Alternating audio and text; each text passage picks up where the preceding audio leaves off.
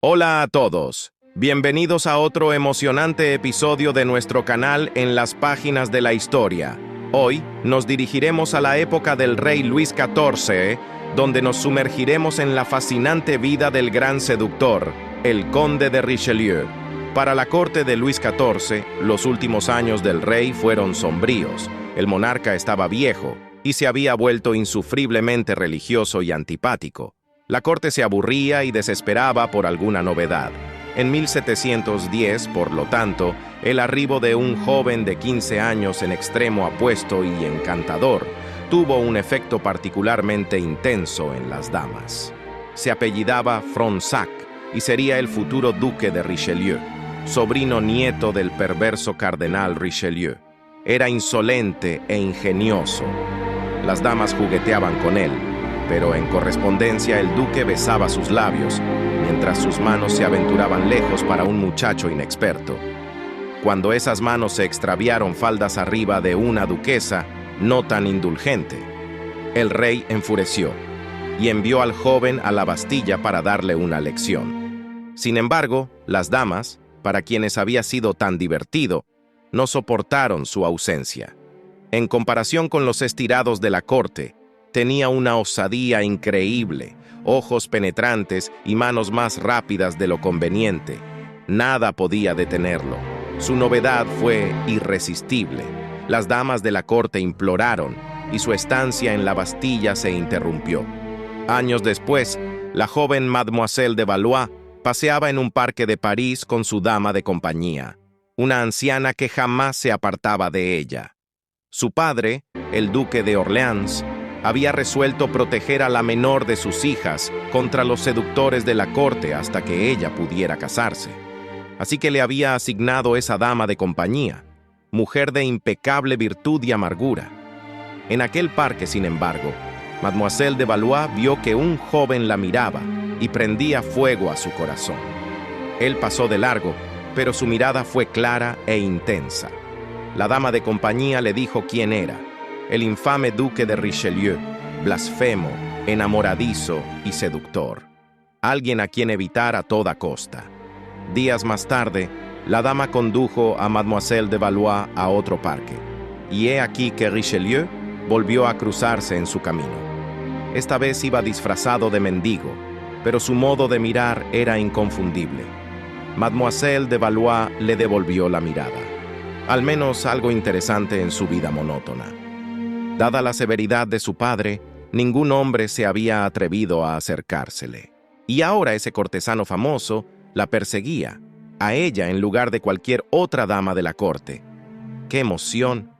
Él le haría llegar pronto, a escondidas, hermosos mensajes en los que expresaba su incontrolable deseo por ella. Mademoiselle de Valois respondía tímidamente, pero en poco tiempo esos mensajes eran lo único por lo que vivía. En uno de ellos, el duque le prometió disponerlo todo si ella pasaba una noche con él. Creyendo imposible esto, a ella no le importó seguirle el juego y aceptar su atrevida propuesta.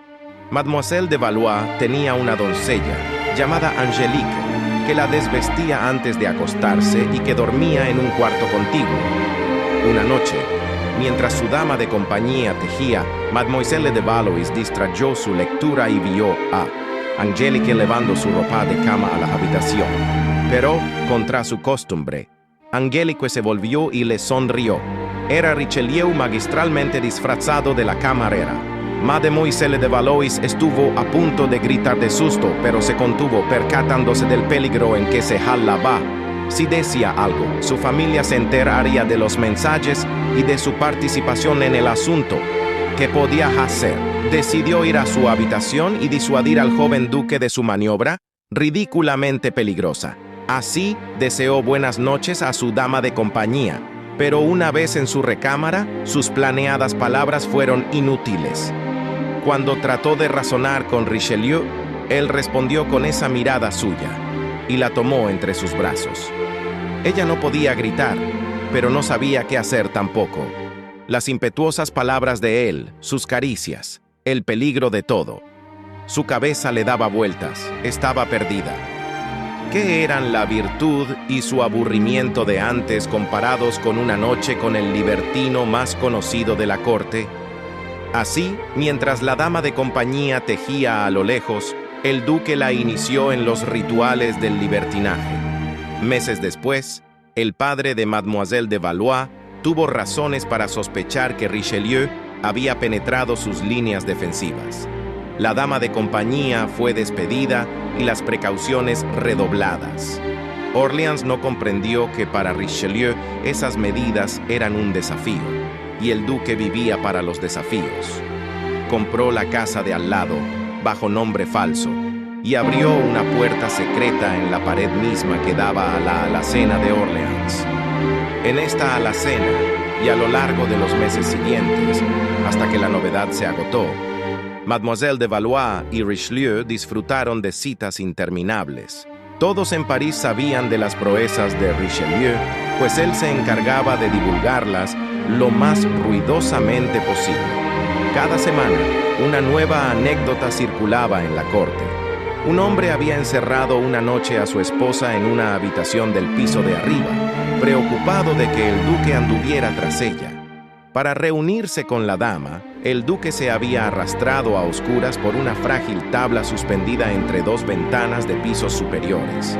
Dos mujeres que vivían en una misma casa, una viuda, la otra casada y muy religiosa, habían descubierto, para su mutuo horror, que el duque las enamoraba al mismo tiempo, dejando a una durante la noche para estar con la otra.